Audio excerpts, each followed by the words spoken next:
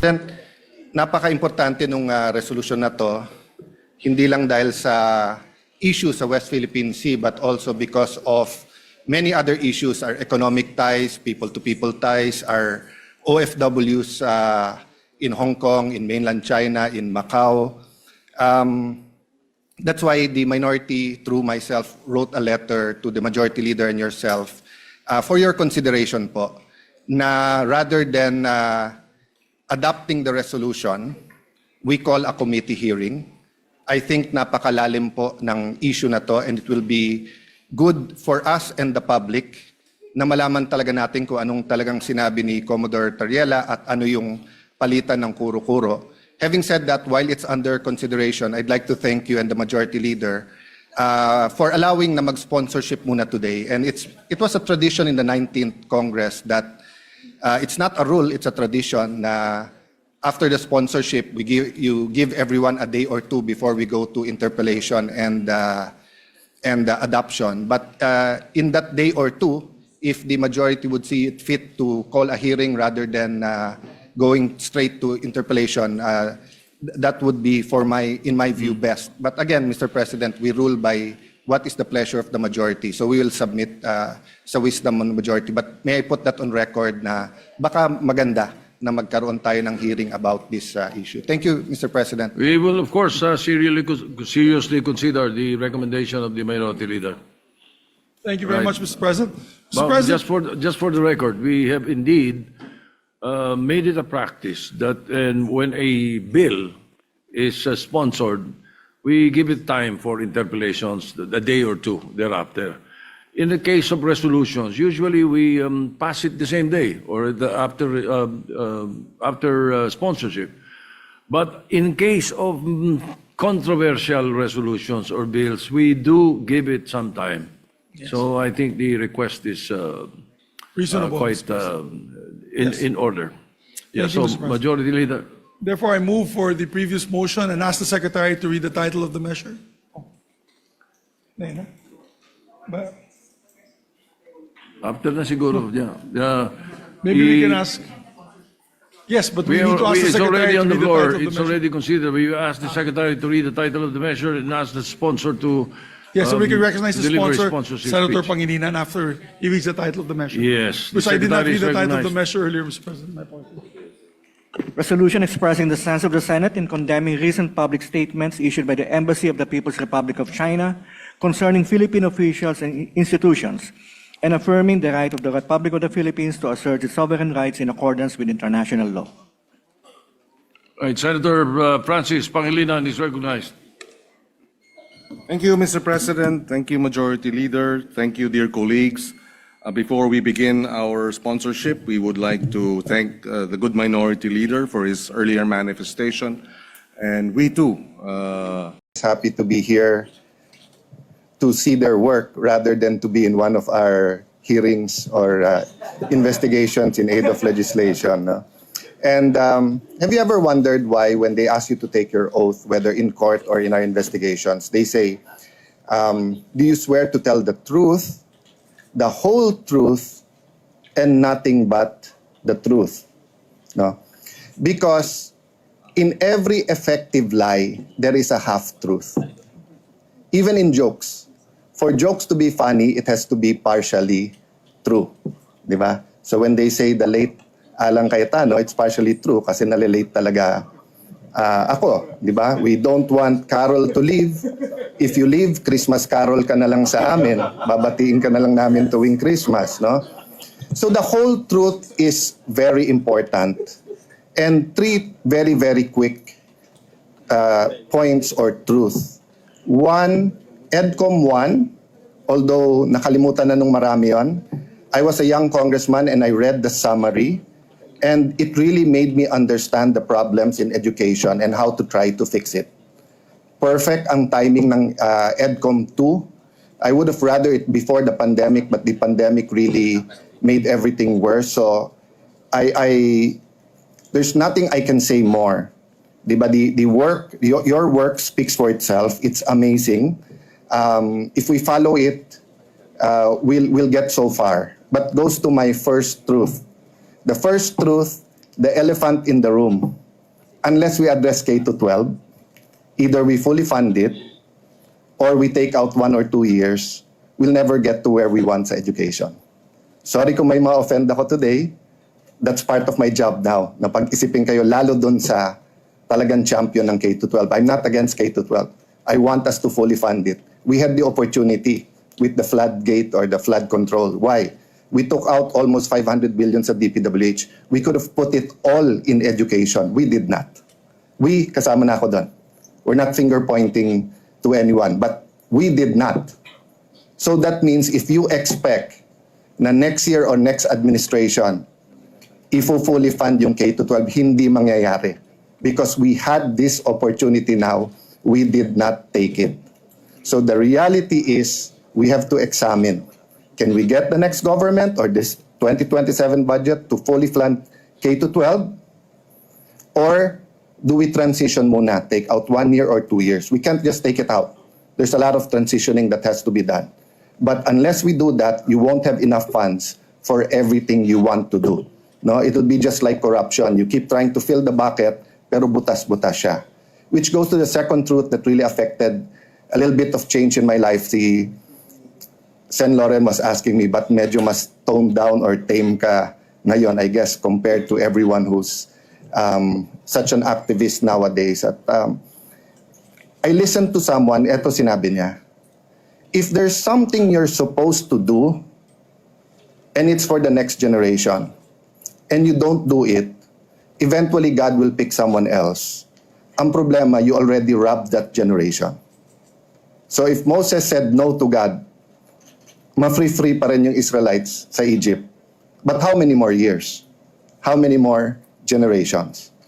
40 years kumalat sa desert yung Israelites because they had a slave mentality. They could not enter Israel as conquerors when you have a slave mentality.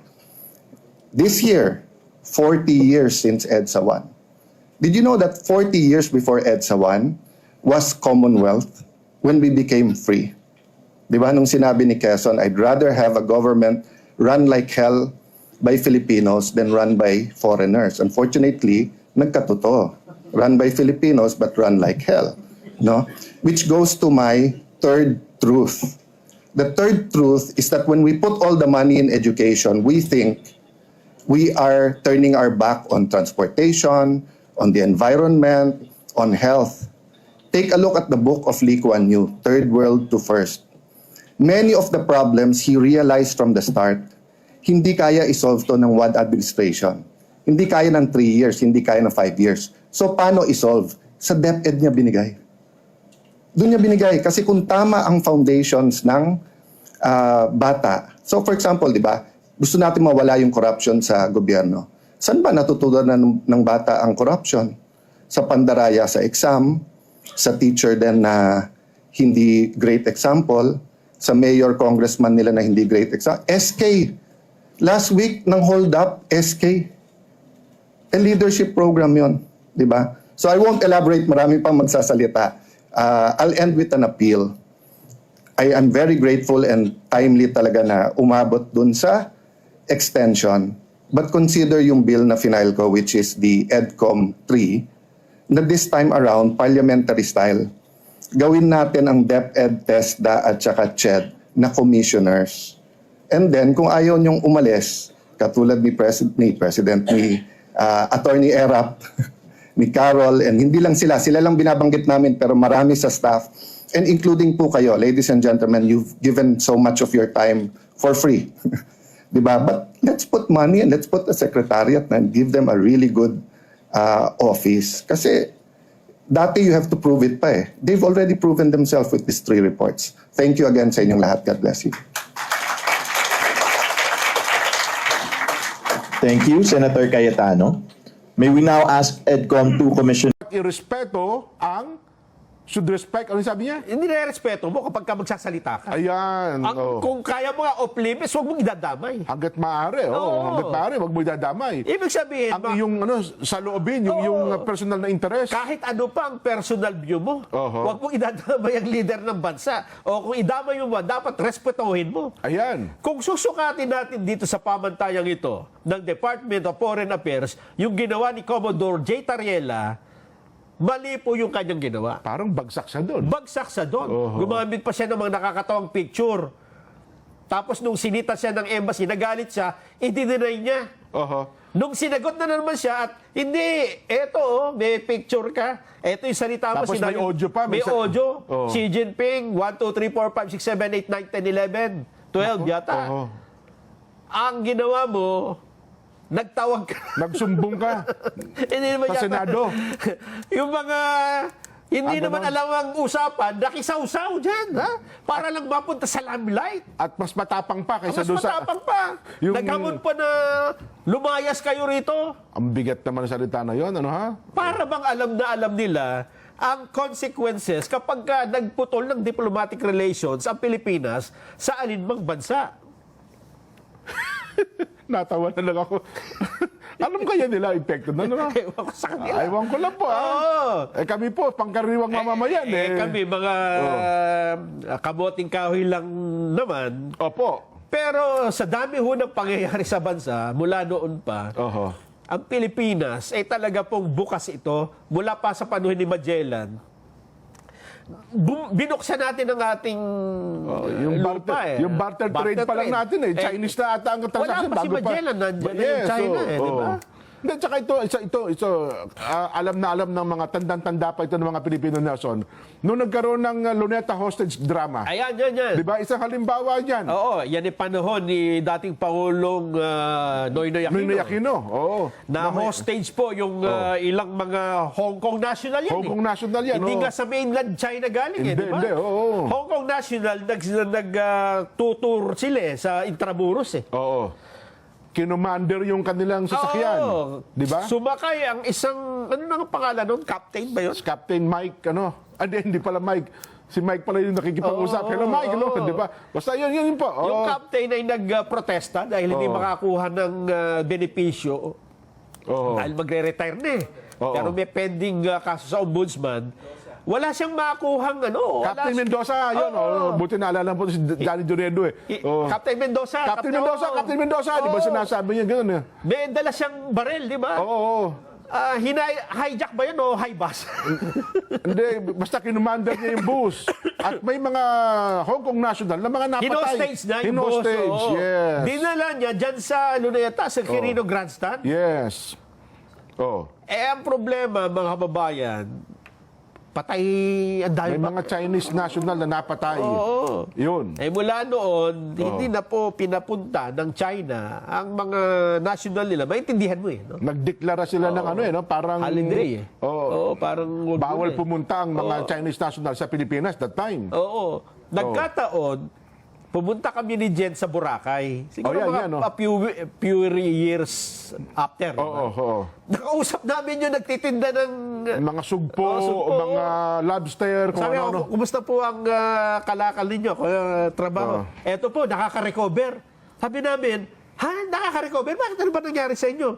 Natatandaan nyo yung hostage drama Oo. dyan sa Quirino? Yung may mga napatay na Hong Kong national? Ano kinalaman nyo? Apakalayo nyo naman doon. Yun na nga. Kasi po, ang mga customer namin dito, karamihan mga Chinese. Chinese, Sila yung malakas mga bumili ng turista, seafoods. galing Hong Kong, Hindi daw yes. tumatawad yun, Jen. Wala, Pagka sinabi mo ganitong presyo, bili ka agad. Mm-hmm. Anong nangyari? Bakit naapektuhan kayo? Apakalayo naman ng Maynila. Doon yung hostage dati. Tama. Wala na hong pumuntang turistang Chinese. Bagsak ang lahat ng kanilang kabuhayan. Biruin mo, ang kita daw niya noon, Jen, di ba? 500,000 ba per day? Oo. Sa laki ng kita niya. Sa laki ng kita. Labis na kanyang Totoo. negosyo eh. Ngayon, nagtiti sa uhuli ako rito. Pero at least, unti-unti na bumabalik. Pero several years nang nakaraan. Yes. Ang ibig sabihin natin dito, Jen, Yun, simple lang yun, ha? napakasimple, Simple. napakalayo nun. Opo. At hindi nabalita yun, ha? Oho. ay ganun po ang epekto ng pakikipagsigalot mo sa isang bansa na lalo na kung marami kang interest dyan sa bansa na Ito, yan. lalo pa nga sa ngayon sa foreign na pumapasok sa Pilipinas, pangatlo ang Chinese nation ha. Oo. Pangatlo sa may pinakamaraming tourist arrival sa Pilipinas. Oo. Imagine mo yan kapag yan ang nangyari. At ngayon, ang Pilipino pala sa China ay humigit kumulang kalahating milyon. Ang dami. Kalahating milyon. Eh, doon lang dyan sa Hong Kong di ba? Ayan, opo. Ang sabi nung isa, halimbawa, maghigpit ang Hong Kong sa mga Pilipino. Isang ano lang nila, isang probinsya, tinuturo ng probinsya. Oh. Hingan lang nila ng isang requirement dyan. Yes. Diba, requirement nyo, baka magkaroon kayo ng IQ na kasi taas ni... 99.9 IQ. Eh, di uwi lahat. Yan. Oh. Hindi ang ibig nating sabihin dito ay... Tingnan muna natin kung ano yung pinaglalaban natin. Ano ang magiging repercussion? Ano magiging epekto nito?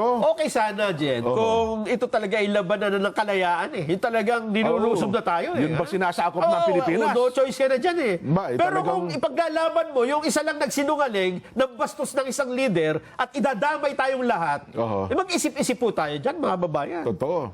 Di ba? Ako nga, sabi ko nga sa inyo, Nelson, halimbawa, isang Chinese official, nagpakita ng larawan ni Pangulong Bongbong sa China at binabastos yung taba. Hindi din tayo papayag. Ang palatuntunan ito gagamitin natin para magsalita ng ano sa kanila. Totoo. Di ba? Ganun, Yes. mukhang maintindihan mo ngayon ng reaction na nila.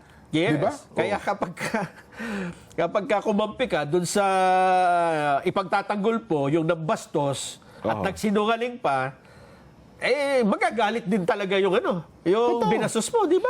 Ako naman, sa ating mga mambabatas, kayo po naman ay mga honorableng tao. Dapat ang inyong pananaw ay mas malawak. Sana inugat ninyo ang naging dahilan. At magpakahinahon ho tayo. Huwag natin gamitin yung chamber na yan na para bagang, uy, eto na, nakakita tayo na magandang issue. Sisikat na tayo dito. Meron akong dalawang dyan school of thought. O ano yan? School of thought na wala yata nag-aaral. Ang una, Oo. maaaring naisip nila, ano ba ngayon, 2026 na, di ba? Oo. Nako po, kailangan natin na magkaroon tayo ng magandang campaign material pagdating ng 2028? 2026, 2027, next year. Ako, Campaign na, ha? Duda ako dyan, Nelson. Duda ako dyan. Alam mo kung bakit? Bakit? Isa sa mga naging biktima niya ng ating kaibigan. Ako, isa sa pinalulungkot ko yan.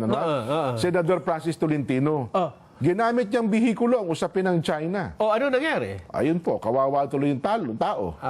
Naapektuhan. Naapektuhan po. Ang laki ng epekto niyan sa lahat ng bagay. Siguro inisip nila na hindi, this time siguro ay barako tayo makikipaglaban tayo. Kailangan matapang. Ewan ko lang. Tignan natin. Ewan ko lang ho. Baka ang mga sinasandalan niyo po, lalo na yung mga nagsasalita dyan na against, baka mga sinasandalan niyo po yung mga Chinese national din. Di ba? Ng mga tao nagbibigay po ng tulong sa inyo tuwing eleksyon, malalaking negosyanteng Chinese. Baka magbago ang pagtrato sa inyo ng mga yan. Mag-aalisan. Yun na nga, di ba? Ang isa pa, baka naisip nila, teka muna, mukhang nayayari tayo sa flood control, ha? Hinaharang daw natin ng katotohanan. Isip tayo ng bagong gimmick. Strategy. Para huwag na pang-usapan yung flood control na yan. Tama. Eto, magandang pahabain natin ng pahabain ito. Mukhang ang ganun. Pero, Alam mo na siya mayroon nung kaibigan, tawagin ko na lamang sa pangalang Richard. Richard. Sabi niya, di ba nagbigay siya ng itong binanggit siya, yung mga tinatalakay natin. Pero sa bandang huli, sabi niya, Kuya Jen, Kuya Nelson, ang pinakadahilan talaga, bakit sila sumakay sa isyong yan, Ayan, yan na. ito ay para matabunan ang minority report ni Senador Marcoleta Naku po. para kunwari, may ginagawa sila. Ayun nga. May tawa pa Maaari. Posible ito Hindi mo ma-discredit itong pinahayag ni Kuya Richard. Totoo. Diba? Oo nga naman. Nung isang araw ang pinag-uusapan natin, minority report. Ngayon po, naiba simoy ng hangin. Ay, nako. Pero pinakamabuti na, Sean, maglakbay muna tayo sa West Philippine Sea. Baka medyo lumabig-lamig ulo natin dyan. Magpunta tayo sa West Philippine Sea. Kayo po ba'y